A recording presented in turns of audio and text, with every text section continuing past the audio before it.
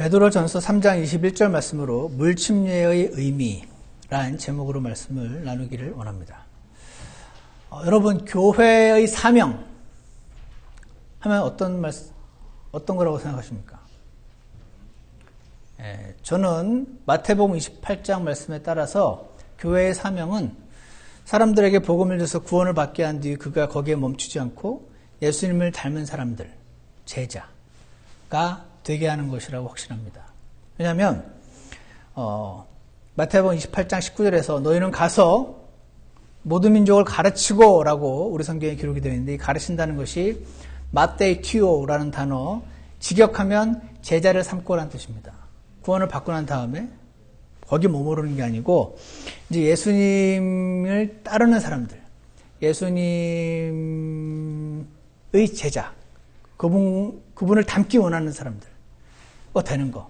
침례를 가르치고, 가서 가르치고, 세 번째가 아버지와 아들과 성령의 이름으로 그들에게 침례를 주며라는 게 나와 있습니다. 그리고 마지막으로 네 번째, 내가 너에게 명령한 모든 것을 그들에다가 가르쳐 지키게 하라. 마지막에 또 가르친단 말입니다. 여기서는 진짜 teach 뜻이에요. 그래서 가고, 모든 민족을 제자 삼고 가르치고, 침례를 주고, 또 teach하고. 이 네 가지. 여기서 본동사는 두 번째 가르치고 제자 삼고가 본동사예요. 나머지는 분사예요. ing. 그래서 제자 삼는 게 메인이고, 그 방법으로 먼저 가야죠. 가서 복음 전해야죠. 그리고 침례를 또 줘요. 그리고 하나님 말씀과 하나님이 말씀하신 모든 것들을 가르쳐 지키는 거. 이게 예수님이 부활하셔서 승천하시기 전에 교회에게 주신 지상 사명, Great Commission, 이렇게 미국 사람들이 부릅니다. 여기서 질문 하나는, 이 교회의 사명을 네 가지로 지금 추격해서 한마디로 말씀을 하셨는데, 그 중에 하나가 침례라는 거죠. 이게 어떻게 생각하면 이상해요. 이게 그 네 가지밖에, 예수님의 전체 그 가르침을 네 단어로 추격할 때 과연 침례가 그렇게 중요한 걸까? 가르치고 기도하게 하며, 이렇게 기도는 덜 중요한가? 아니면 성경을 매일 보게 하며, 성경을 묵상하게 하며, 섬기게 하며, 봉사하게 하며, 여러 가지 단어들이 있는데, 그 많은 그 여러 가지 그 하나님을 섬기고 교회를 섬기는 그 행위들 가운데 침례를 주라고 되어 있다는 거죠. 그래서 오늘은 침례를 왜 주나, 왜 침례가 갖고 있는 정답을 말한다면 침례가 갖고 있는 상징성 때문에 그래요. 여기 물에 굉장한 능력이 있어가지고 저기 풍덩 들어갔다 나오면 사람이 구원을 받고 병이 낫고 막 그런 신비로운 물이어서 침례를 주라는 게 아니고, 이 침례가 갖고 있는 그 상징성이 성경 전체에 걸쳐서 다 나와 있기 때문에 성경의 모든 명령을 지키고 순종할 때에 이 침례가 갖고 있는 그 상징성을 우리가 기억하지 못하면 바리새인 비슷하게 되는 경향이 있어서 그렇다. 간단하게 표현하면 이렇고요. 오늘 몇 가지 이 침례의 의미가 뭔지 한번 살펴보는 시간을 가지려고 합니다. 첫 번째로요. 침례는 이 물침례를 말합니다. 어떤 의미를 갖고 있냐면, 이 침례를 받을 때 나는 이제, 전에는 아니었는데 이제 예수님께 속한 사람입니다 라고 하는 고백입니다.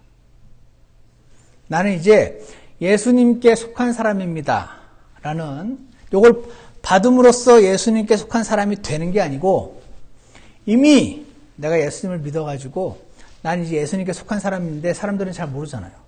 제가 예전에 구원받고 나서 회사 다니고 있었는데, 어제 나는 구원을 받고 오늘은 구원받은 사람이고 그 전날은 구원 안 받은 사람이었는데, 어제는 내가 마귀의 자녀였고 오늘은 하나님의 자녀로 바뀌었는데, 사람들은 나에게 일어난 일이 뭔지 아무도 몰라요. 그래서 나에게 이런 일이 일어났다라고 publicly confess 하는 것이 침례인데요. 침례란 단어가 baptism이라고 되어 있죠. 우리가 Central Baptist Church잖아요.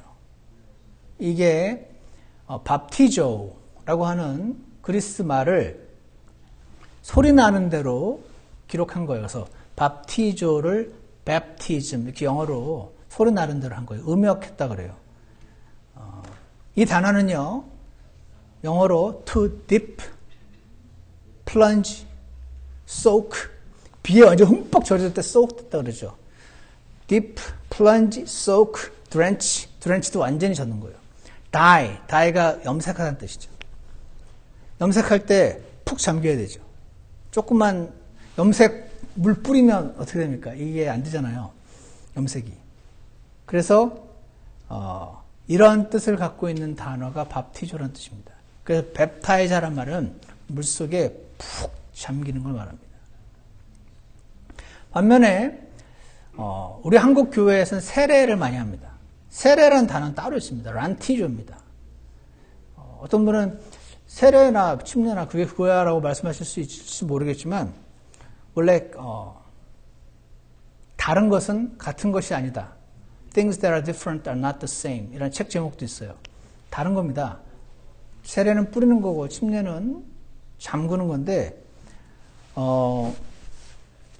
우리 성경에 그 성경책에 Baptizein Ace라고 하는 그 그리스말 표현이 굉장히 많이 나옵니다. Ace라는 단어가 원래 한 단어로만 번역하면 into예요.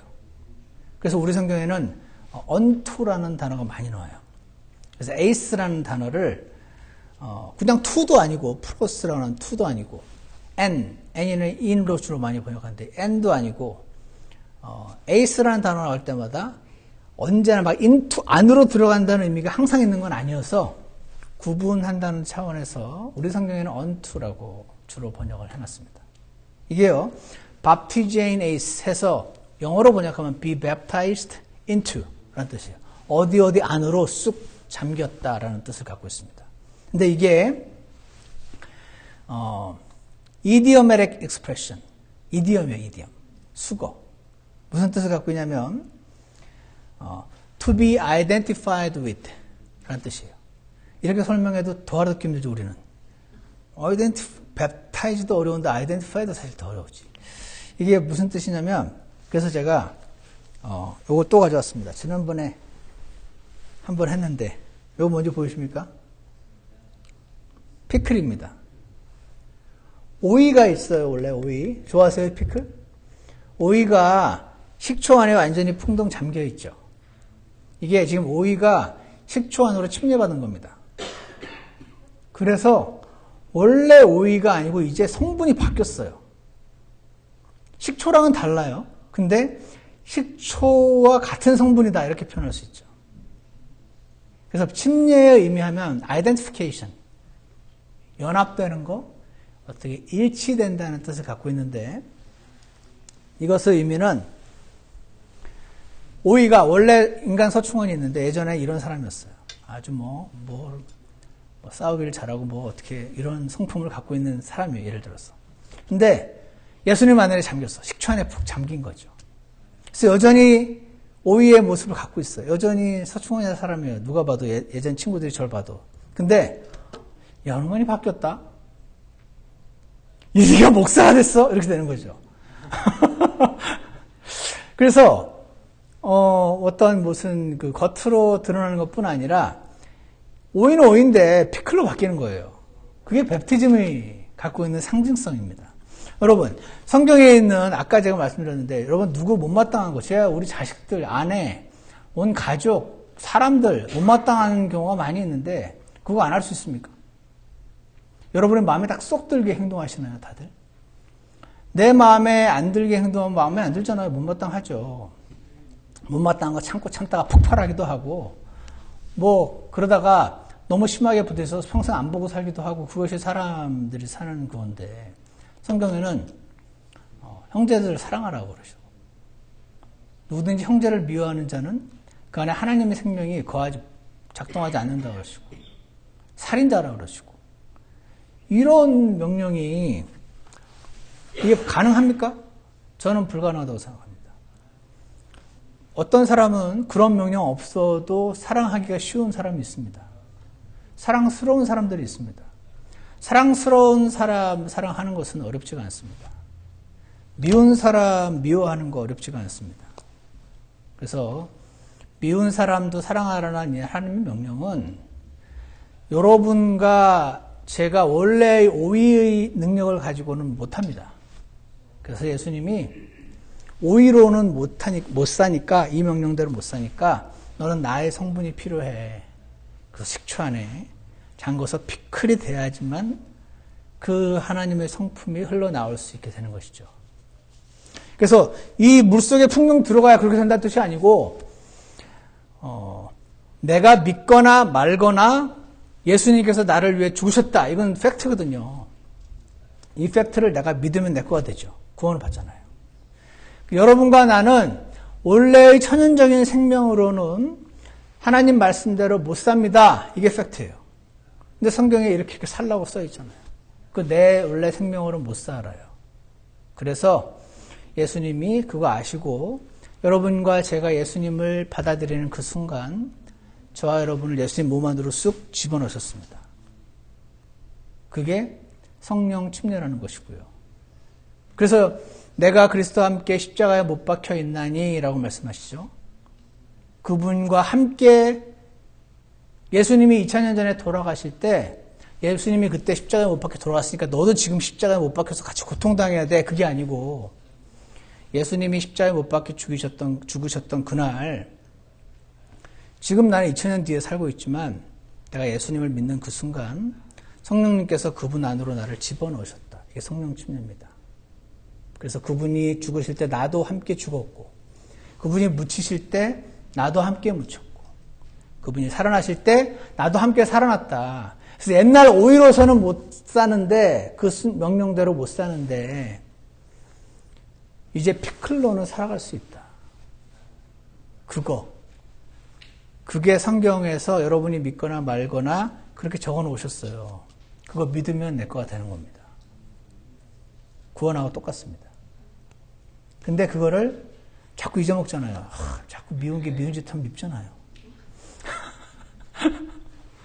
미운 게 미운 짓 하는데 이쁜 사람이 있습니까? 미운 게 미운 짓 하면 밉습니다. 자꾸 잊어먹으니까 힘들잖아요. 미운 애가 미운 짓을 했는데 내가 더 힘들어요. 왜냐하면 미운 사람이 미운 짓 해서 내가 미워하니까 내가 살인하고 있는 거잖아요. 그러니까 내가 구원받은 사람이니까 하나님이 불편한 마음을 주시는 거예요. 그래서 침례란 identification. 내가 예수님과 함께 동일하게 되었습니다. 나는 이제 예수님께 속한 사람입니다. 지금 내 모습이 아직 여전히 정제되지 못하고 그렇게 막 사랑하지 않고 거칠고 말도 막 함부로 하고 행동도 함부로 할지 몰라도 이거 나 겉모습입니다. 나의 진짜 생명은 예수님 안에 계십니다. 그거를 publicly confess 하는 시간이 침례인 것입니다. 그래서 침례는요, 나는 이제 예수님께 속한 사람입니다 라는 고백이에요. 두 번째는요, 오늘 본문 3장 21절 보시면 그 일과 동일한 모형 곧 침례가 예수 그리스도의 부활로 말미암아 이제 또한 우리를 구원하나니라는 말씀이 있어요. 이런 말씀 때문에 침례를 받아야 구원을 받는구나. 이런 baptismal regeneration이라는 가르침이 교회 안에 들어왔어요. 초대교회 때부터. 그래가지고 이 침례가 구원한다고 되는데 침례를 받아야 구원을 받는구나. 우리 애가 죽으면 어떡하지? 죽으면 죽겠는데 목사님 빨리 우리 애부터 침례 받게 해주세요. 그래서 유아 침례가 생긴 거예요. 유아 때 그때는 많이 죽었거든요. 근데 여기 이렇게 생각하신 분은 약간 덜 똑똑하신 분이에요. 진짜 똑똑한 사람은 물 침례를 받으면 죄를 씻어? 구원받아? 그러면은 내가 오늘 침례 받고 내일 죄 지으면 어떡해? 여기까지 생각해야 진짜 사악하게 똑똑한 사람이죠.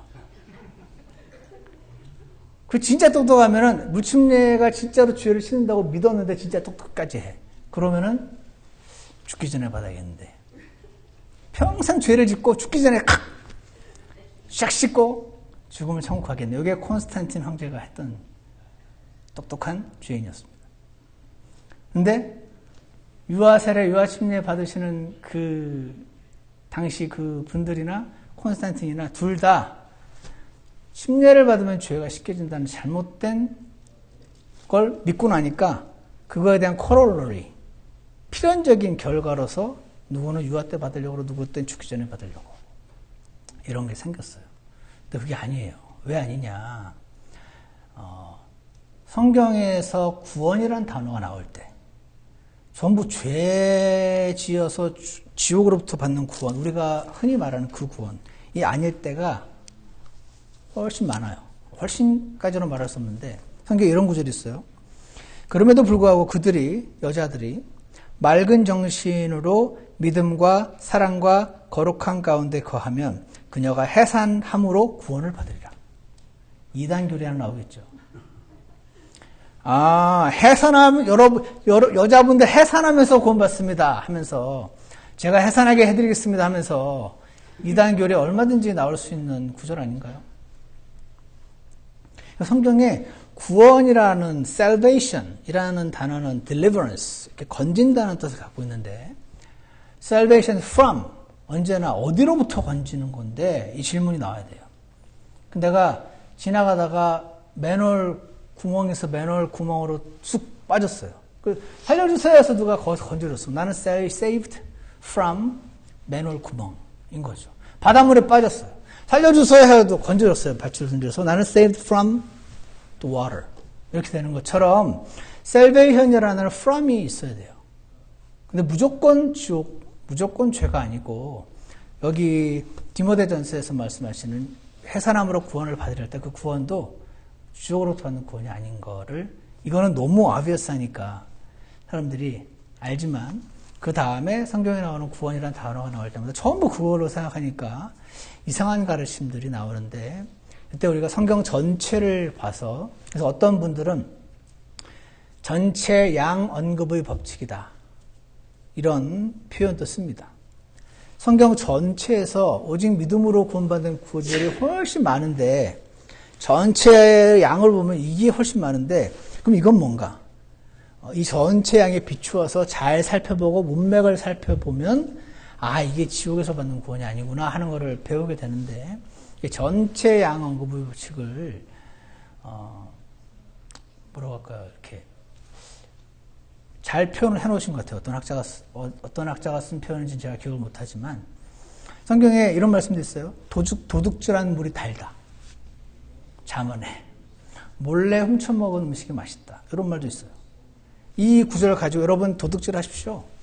이렇게 성경에 프루프 텍스트 하면서 하는 게 잘못됐다는 거 우리는 알죠? 왜 합니까? 전체 언급의 법칙을 보면은 도둑질하지 말라가 성경 전체에서 너무 아비어스 하니까. 그럼 이건 뭔가 이 전체 양에 비추어 보아서 확인을 해야 되는 게 맞잖아요. 그래서 보면은 이게 지금 사악한 여인이 어리석은 청년을 꼬시려고 하는 말이에요. 그 말이 그냥 적혀 있는 거죠. 그 구절이 잠언 몇 장 몇 절 프루프 텍스팅을 할 수 있죠. 도둑협회에서, 강도협회에서 강도들의 장막들은 번성하며 이런 구절도 욥기에 있습니다. 도둑협회에서 붙여놓을 것 같지 않습니까? 액자 만들어서 욥기 몇 장 몇 절, 강도들의 장막은 번성하며 이렇게. 그래서 전체 양을 보고 전체 내용과 좀 다른 이상한 해산함으로 구원을 받아? 침례를 받음으로 구원받아? 이거 다르잖아. 침례는 행위인데 오직 믿음으로 받는 게 전체 양인데 이건 뭐지? 하고 문맥을 살피는 것이 우리가 잘못된 해석을 막아주는 좋은 법칙이라고 할 수 있습니다.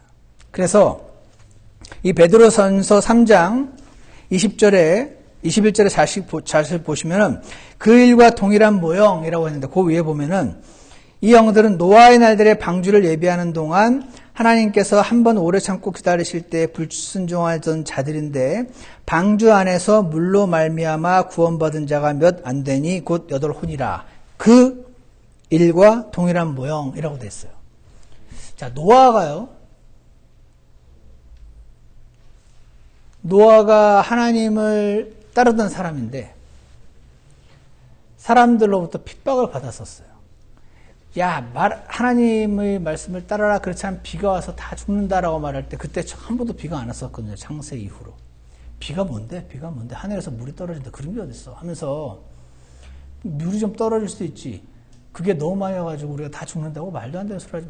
이렇게 하면서 노아가 하는 말이 미친 사람으로 들렸겠죠.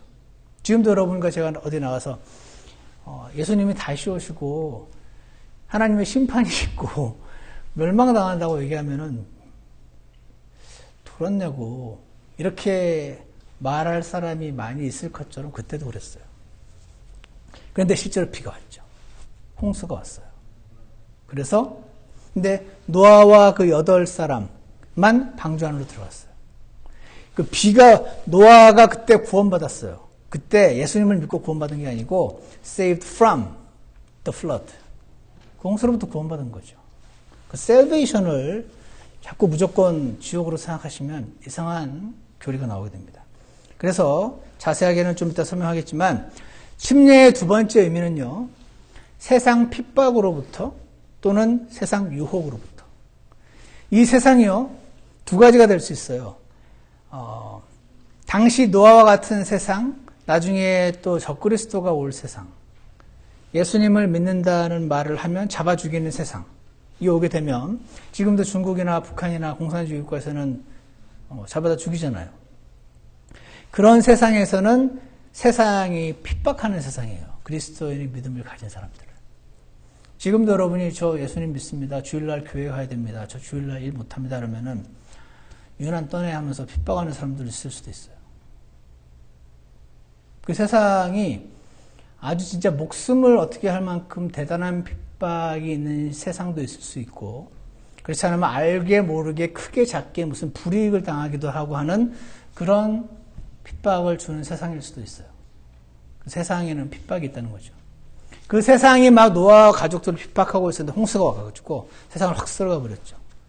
그래서 노아의 경우는 세상 핍박으로부터 구원을 받았어요.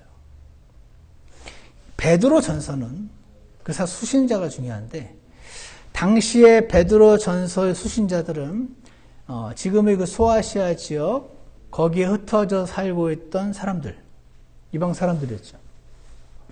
그 중에서도 그 시나고그, 그 회당, 유대인들이 모세 율법을 지키고 안식일을 지키고 돼지고기를 안 먹고 그렇게 살다가 구원을 받아. 예수를 믿었어요. 예수님은 오직 믿음으로 구원을 받는 거지 돼지고기 안 먹고 안식일 지켜서 구원받는 게 아니구나라는 걸 깨닫고 그 짐으로부터 벗어났어요. 그 멍에로부터 자유롭게 됐죠. 그러니까 우리 집안 사람들이 유대인 가족들이 얘 미쳤다 해가지고 핍박이 시작됐어요. 지금도 우리나라도 막 몇 대째 무슨 유교 집안에 제사를 1년에 몇 번 드리는 집안에서 갑자기 구원을 받고 나 제사 안 드리겠습니다 하면 이제 핍박이 시작이 되는 게 여전히 우리나라도 아직 있는 것처럼 유대 사회는 어떻겠습니까? 실제로 폭탄을 보내서 부모님이 자식을 죽이기도 한다는 영화도 나왔대요. 제목이 있던데.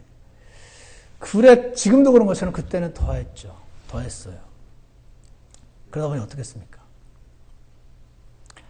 예수님이 나를 사랑하셔서 예수님 십자가 왜 날 사랑하나 왜 날 사랑하나 오늘 아까 찬송 불렀던 것처럼 나를 그렇게 사랑하시는데 너무 힘들어. 집안으로부터의 핍박과 눈초리와 내가 비즈니스 하는데 오는 사람들이 자꾸 주일날 나보고 뭐 하자고 하는데 나는 못 간다고 그러면 그 은근한 눈치와 승진에서부터의 불이익을 당함과 이 정도뿐 아니라 엄청난 핍박이 가해지니까 안 그런 사람들도 많이 있었겠지만 구원을 받았고 다시 유대교로 돌아갈까 하는 고민을 하던 사람들이었어요. 히브리서 수신자도 그렇고 베드로전서도 그렇고 유난히 고난과 영광이라는 단어가 나와요. 내가 이 믿음을 계속 지키고 있으면 계속 불이익을 받는 거죠, 고난.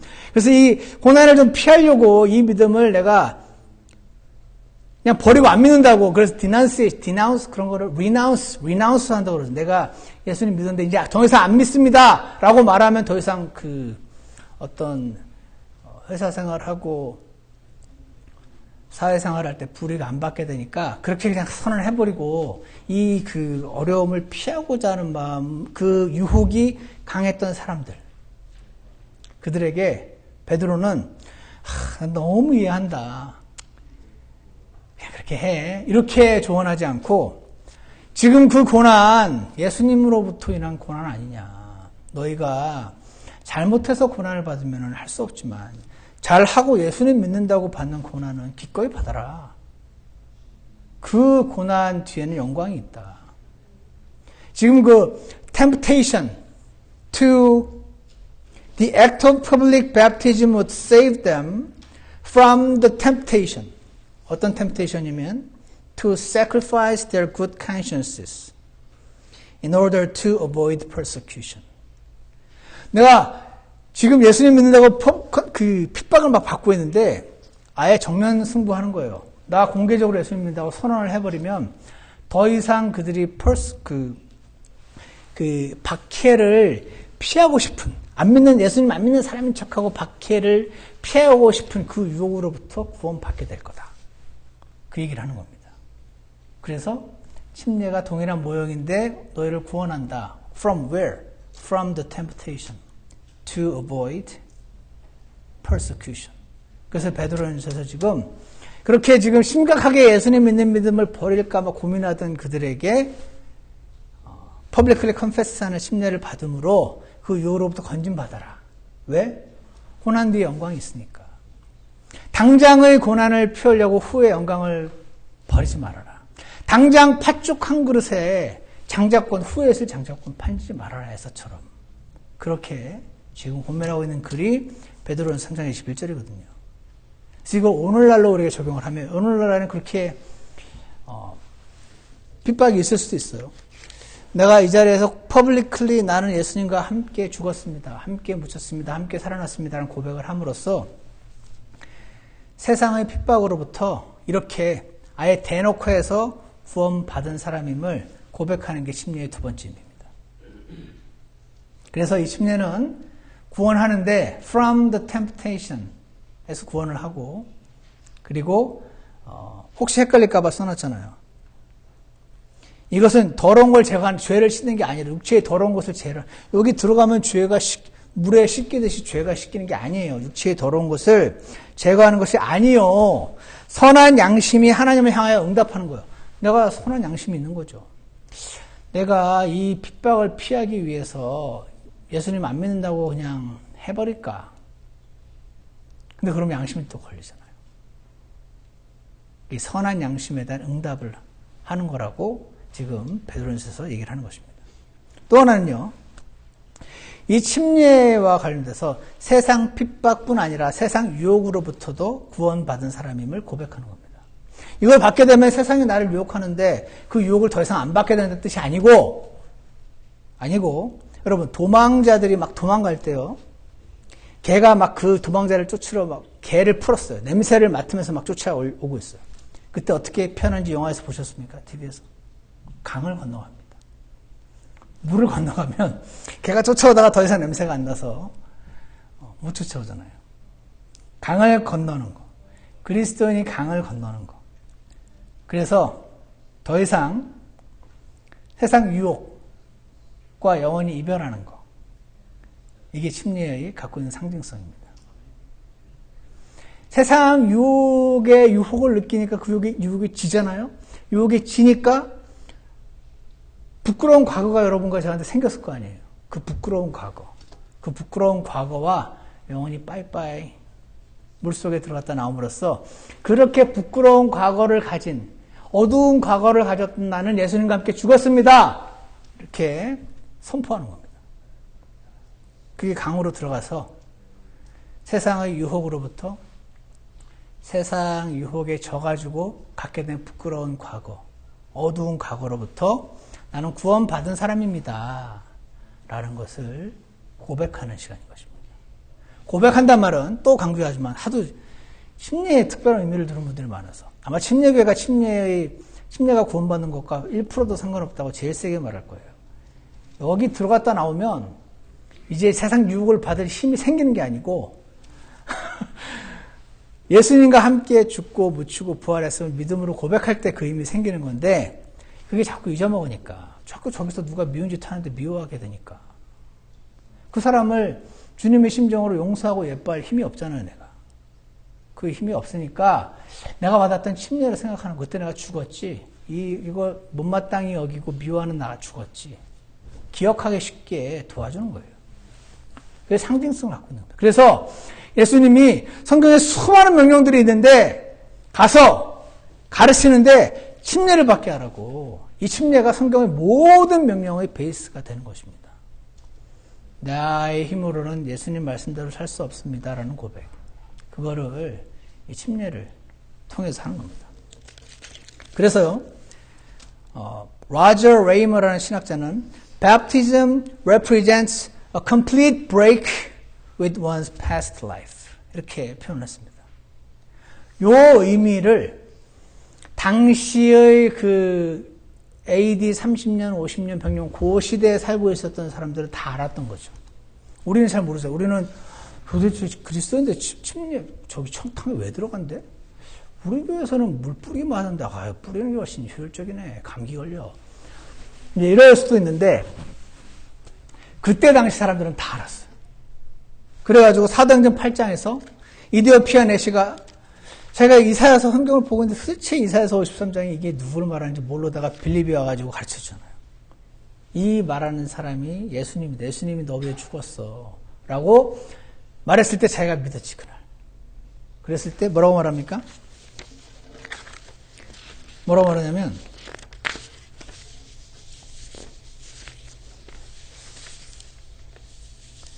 무엇이 내가 침례받는 것을 방해하려 이렇게 말했습니다. 구원 받자마자 침례부터 받으려고 그랬어요. 우리가 방금 했던 이게 피클이고 아이덴티파이고 다 알았는지 모르겠어요. 몰랐을 것 같아요, 저는. 근데 이건 알았어. 침례 받는다는 거는 complete break with my past life.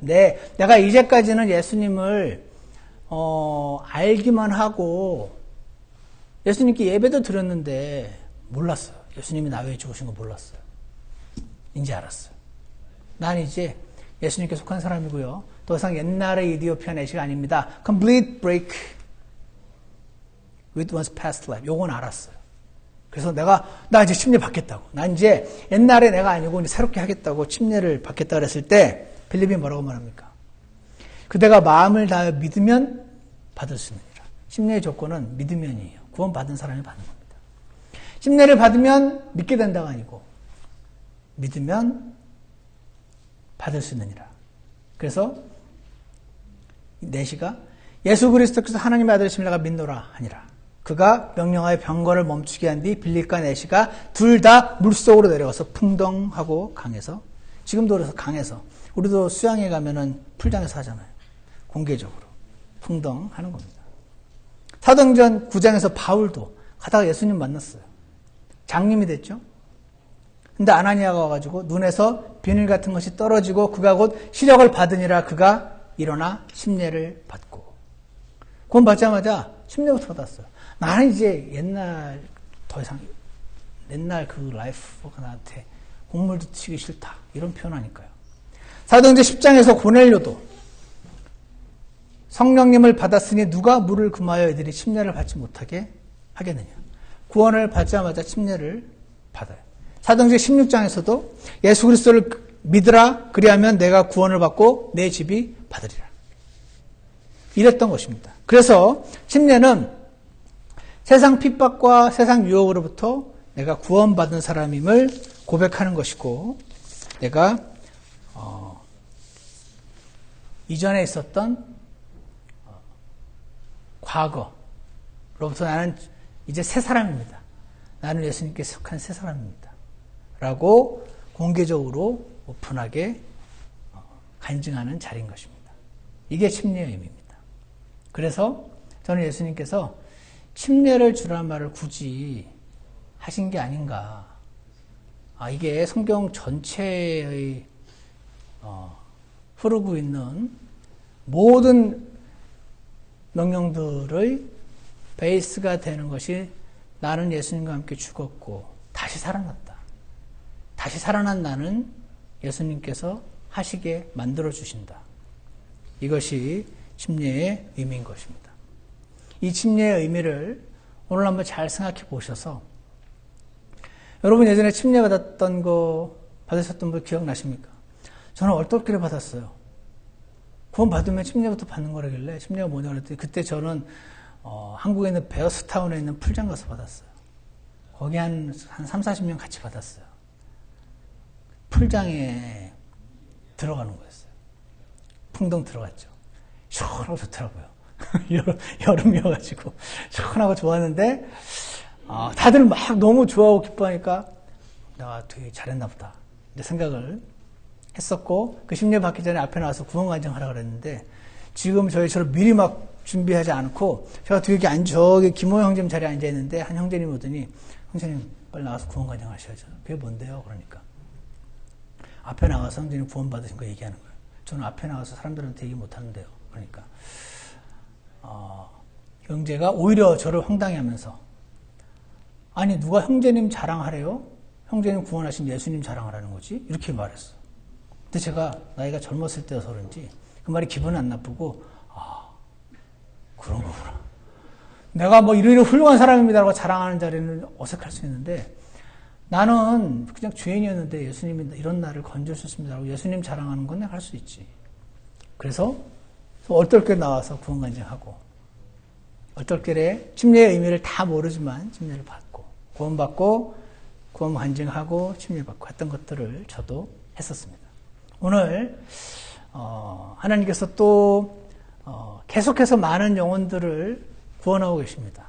그리고 그들에게 새 생명을 주고 계시고 그리고 그들이 예수님과 함께 죽고 묻히고 부활했음을 성경을 통해서 계속 말씀하고 계십니다. 이제부터 나는 예수님을 따르는 삶을 살기 원합니다. 예수님의 멤버로서 우리 이 중앙침례교회 지역교회 지체로서 살기를 원합니다라는 고백을 드리는 이 침례의 시간을 그리고 구원 간증의 시간을 주님께서 축복해 주실 줄 믿습니다. 그리고 여러분이 예전에 받았던 침례를 기억하시면서 그때 차가웠던 물 기억나시나요? 그때 푹 잠겼잖아요, 저 안에. 그게 묻힌 겁니다. 지금 원래대로 하면 땅 파서 흙 막 덮고 이렇게 할 수 없으니까 물을 대신하는 거예요. 죽었다 나는. 옛날에 사충어는 죽었다. 옛날에 사충어들은 이렇게 못 살지. 그거 떠올려서 믿음으로 살도록 도와주는 하나의 장치라고 생각합니다. 그래서 내가 세상 유혹이 올 때, 세상 핍박이 올 때 나의 선한 양심이 응답하는 거.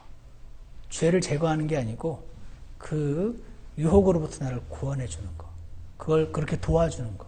그것이 침례의 의미라는 사실을 기억하시고 이 침례를 받을 때 함께 기뻐하시고 그리고 여러분이 받았던 그거를 떠올리시면서 오늘 내가 사는 삶을 예수님의 성분이 좀 느껴지는 삶을 살 수 있게 해달라고. 이제 더 이상 오이처럼 살지 않고 피클처럼 살게 해달라고. 그렇게 주님께 기도하시는 오늘의 되기를 축원합니다. 기도하겠습니다. 사랑과 은혜가 풍성하신 하나님 아버지, 오늘 저희가 침례의 의미에 대해서 살펴볼 수 있는 시간을 주셔서 감사합니다. 오늘 이미 구원받았고 이미 예수님과 하나가 되셨고 그리고 예수님을 따르며 섬기며 살기를 원하시는 두 자매님들 계신데 침례를 받음으로써 뭔가가 새로운 것이 생기는 것이 아니라 나에게 이미 일어났던 일을 공개적으로 공개하는 이 자리를 주님 기뻐 받아주시고 그리고 이 공개적인 간증을 들을 때에 저희에게도 주님 새로운 마음과 새로운 기쁨을 허락해 주시기를 간절히 원합니다. 그리고 우리가 그리스도인의 인생을 살아가면서 사람의 능력으로 적당히 할 수 있는 것만 순종하면서 살지 않게 도와주시고 주님 말씀대로 살기를 추구하게 도와주시기 원합니다. 그리고 그렇게 할 수 없을 때마다 주님 보혈 의지에서 죄를 자백하면서 나아가게 도와주시고 그리고 주님과 함께 죽었음을 간증한 이 시간을 기억하게 하셔서 정말 내가 아니라 예수님으로 살아갈 수 있도록 도와주시옵소서. 예수 그리스도 이름으로 기도드렸습니다. 아멘. 우리 다 같이 일어나셔서 마지막 초천 찬송 부르시고 오늘 침례식 이어서 하겠습니다. 437장입니다. 한 절만 부르겠습니다. 1절 한 절만 부르겠습니다.